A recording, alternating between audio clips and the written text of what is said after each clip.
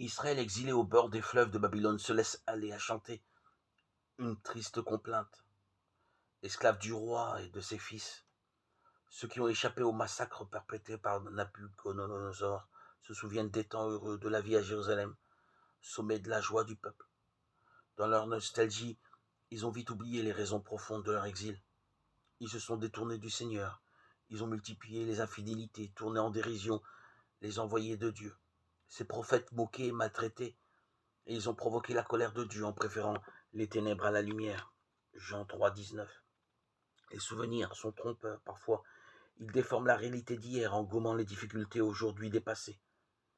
Dans la traversée du désert, quelques générations auparavant, leur père avait aussi pleuré les goûteuses marmites de viande de l'Égypte, oubliant qu'elles étaient celles de l'esclavage. Exode 16, 3. Ne nous arrive-t-il pas parfois de nous asseoir parmi les pleureurs soumis aux pressions de la vie, professionnelle ou familiale, et à celles de notre bourreau intime, régisseur de nos propres comportements? Même si les Hébreux au désert regrettaient l'esclavage, ou tout au moins ses apparents bons côtés, le peuple exilé qui pleure assis à l'ombre des sols ne se souvient pas des biens matériels, mais de Sion et de Jérusalem.